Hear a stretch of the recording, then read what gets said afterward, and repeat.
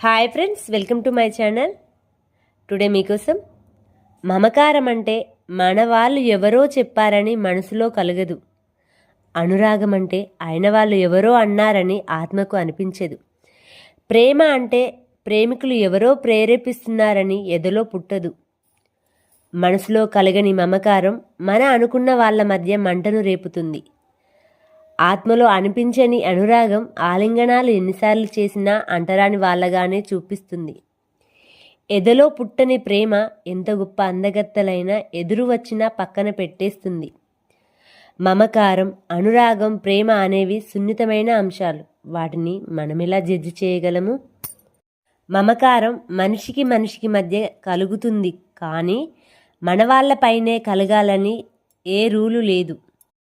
అనురాగమేమో ఆత్మీయంగా, సానుకూలంగా సపోర్టు చేస్తూ, కష్టసుఖాలను పరామర్శిస్తూ పాలు పంచుకునే వాళ్ళపైన అనిపిస్తుంది. కానీ కన్న తల్లిదండ్రులపైనే, తోబుట్టులపైనే ఆత్మ తొక్కిసలాడాలని ఏ తీర్మానం లేదు.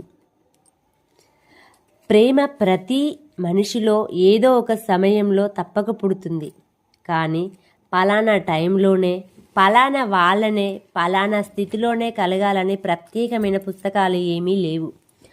ఒకటి గుర్తుపెట్టుకో మిత్రమా, మనపైన మమకారం చూపే వాళ్ళు ఎందరూ ఉన్నా, మన తోడు నడిచే వాళ్ళపైన మనమే అంతా అనుకునే వాళ్ళను మధ్యలో వదలకూడదు. ఆత్మీయతను పెంచే వాళ్ళు ఎందరూ ఉన్నా, ఆత్మ బంధువులను ఎన్నడూ దూరం చేసుకోకూడదు. నిన్ను ప్రేమించే వాళ్ళు ఎందరూ ఉన్నా, నువ్వు ప్రేమించిన వాళ్ళను ఎప్పుడూ మోసం చేయకూడదు. మనిషిలో ఈ మమకారం, అనురాగం, ప్రేమ అనేవి మనసుకు సంబంధించినవి.